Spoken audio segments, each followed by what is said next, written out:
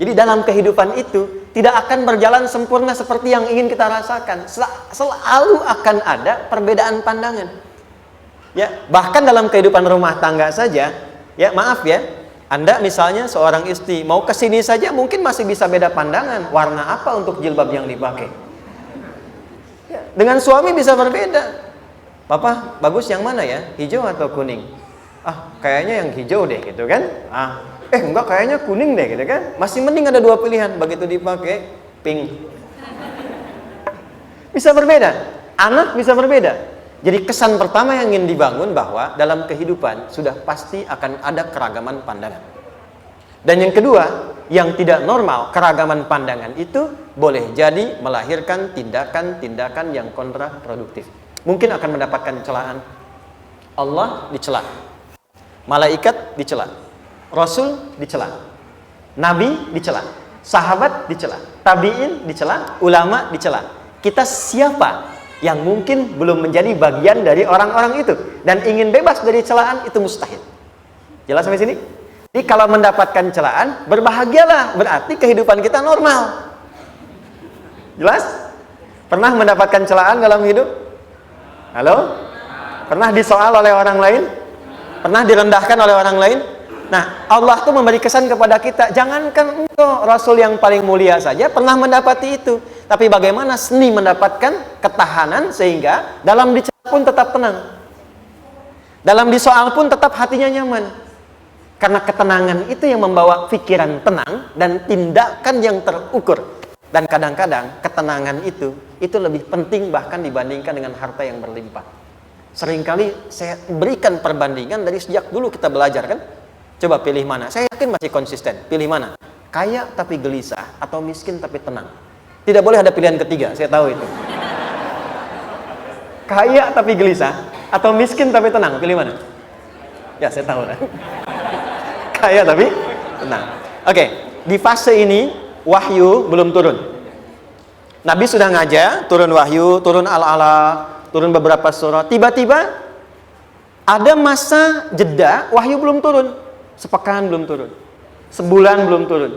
Disitulah muncul seakan ada amunisi bagi orang-orang yang tidak senang dengan Nabi, tidak senang dengan ajakan Nabi pada kebaikan. Ini poin yang kedua.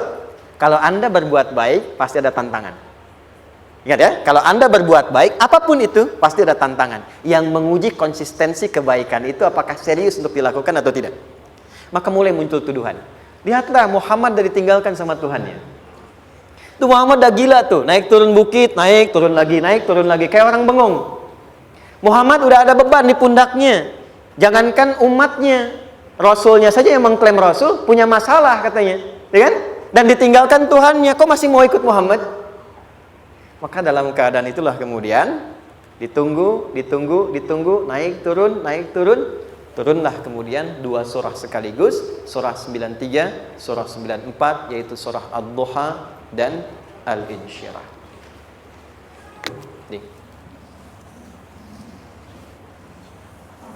Oke. Ini materinya dahsyat ya. Penting sekali, saking pentingnya ini cepat habis tuh. Sekali lagi. Jazakallah khair. Lebih kelihatan ya. Baik, yuk pelan-pelan. Jadi turunnya surah Ad-Duha dan surah Al-Insyirah, hikmahnya satu atau fungsinya satu, memberikan petunjuk bagaimana mengatasi satu persoalan sesulit apapun tapi masih dapat menghadapinya dengan keadaan yang tenang. Satu surah ini atau dua surah diturunkan untuk membimbing setiap hamba menuju kepada ketenangan hati. Dua, membangun kekuatan mental sehingga dalam situasi apapun dia tetap kuat mengatasi berbagai persoalan kehidupan. Nanti terapannya banyak, di bisnis ada. Nanti saya turunkan contohnya. Kadang-kadang ikut tender, sudah bagus, sudah menang, tapi proyeknya diambil orang. Ada yang begitu? Nanti ada ayatnya, ada. Nanti kita turunkan. Udah siap-siap, kan pengen melamar, ternyata keduluan orang, gitu kan? Udah siap-siap, pengen dapat ini, mau lulus, ternyata nilainya nggak seperti yang diharapkan. Muncul, ada, selalu ada demikian. Nanti kompleksitasnya banyak. Tapi dua surah ini kalau kita bisa kuasai artinya dengan baik, pahami dengan benar, maka akan ada sesuatu yang beda yang terasa dalam jiwa kita dan kesiapan mengatasi setiap persoalan dalam kehidupan. Yuk kita baca dulu ya supaya dapat keberkahannya dari dua surah ini. Saya bacakan, Anda ikuti ya. A'udzu billahi minasy syaithanir rajim.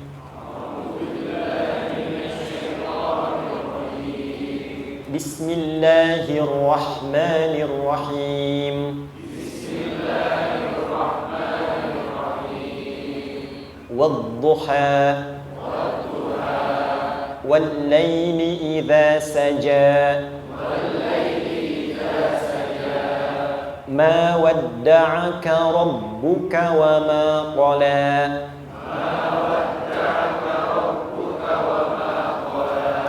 ma wadda'aka rabbuka wa ma qala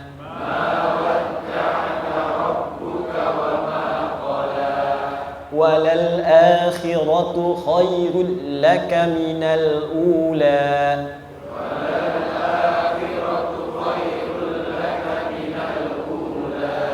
wala sawfa yu'tika rabbuka fatarda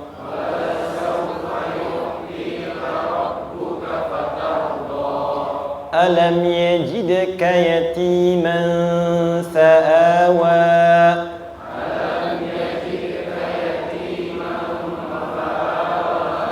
ووجدك ضالا فهدى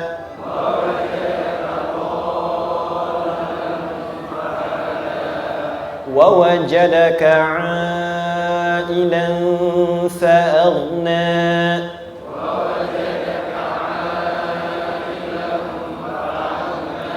فأما اليتيم فلا تقهر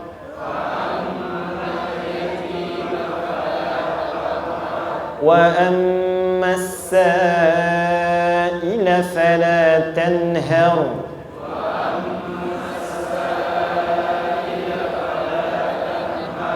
وأما بنعمة ربك فحدث.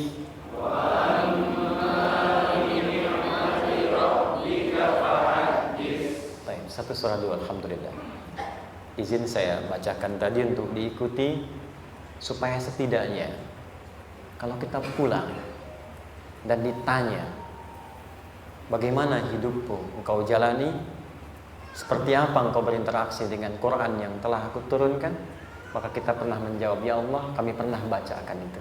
Jangan pernah kita berkehidupan sampai wafat dan tidak pernah berinteraksi dengan Quran walaupun sekedar membacanya. Wadduha, aku bersumpah, setiap huruf waw yang berada di awal kalimat di satu surah itu makna utamanya berarti sumpah. Ya, qasam, sumpah. Seringkali diartikan demi, ya. Wal asri, demi masa. Wal fajri, demi waktu fajar. Wal laili, demi malam. Intinya sumpah. Sebentar, pelan-pelan. Kalau Allah menyampaikan sesuatu kepada kita, yakin tidak? Saya ulang, yakin tidak? Serius? Hah? Kalau yakin, kenapa tidak dilakukan? Ya, itu pertanyaan besar ya. Baik, kalau Allah menyampaikan, tidak bersumpah pun, harusnya kita yakin.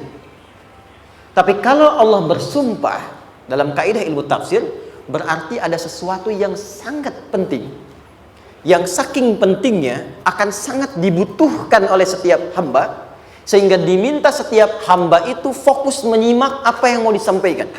Bahkan saking pentingnya menyimak itu, Allah bersumpah. Jelas? Jadi kalau teman-teman menemukan di Quran ada ayat dibuka dengan sumpah, berarti ada kasih Allah yang tinggi yang akan disampaikan di ayat itu sampai meminta kita fokus untuk menyimaknya. Ad-duha, untuk memudahkan maknanya, teman-teman kalau waktu duha itu jam berapa ya? Oke, sebetulnya dimulai sejak matahari itu mulai naik, yang memantulkan ya atau menyinari cahayanya itu mulai terasa lembut. Ya, kalau misalnya kita ambil 1,5 jam setelah subuh. Sekarang subuh 4:30 lah, taruhlah 4:30 ya.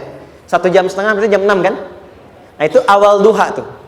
Awal duha. Sampai ke pertengahan kurang lebih 9:30, jam 10.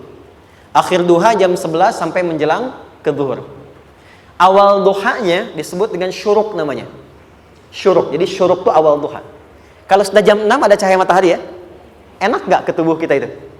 Nyaman nggak? Jam 8 enak nggak kalau berjemur ya? Jam 9 enak ya? Nah, ini kata kiasan dalam bahasa Arab. Kalau kita merasakan sesuatu yang enak, nyaman, memberikan manfaat yang banyak, itu orang Arab sering memberikan kiasan dengan waktu-waktu tertentu. Di antaranya duha. Jadi kalau kita menemukan kalimat duha, jangan langsung diartikan ke waktu duhanya. Boleh jadi yang diinginkan adalah makna di balik itu, yaitu semua kenikmatan dan kenyamanan yang didapatkan. Cara mengartikan ini, wadduha, aku bersumpah, kata Allah, ya Muhammad, demi semua kenikmatan yang kau rasakan dalam hidup, seperti engkau merasakan kenikmatan cahaya duha itu. Jelas? Wal laili idza saja, dan aku bersumpah, al-lail, lail itu apa? Malam. Baik, lail turunannya, layali jamaknya, lela, lili, lala, itu malam. Jadi kalau ada ibu leli, ibu malam-malam ya. Lail. Oke. Lail itu malam. Malam gelap nggak? Gelap. Tapi kalau gelapnya gulita, tidak ada cahayanya, gelap betul gitu. Gelap ya. Misalnya sedang kita dapati misalnya satu momentum padam lampu.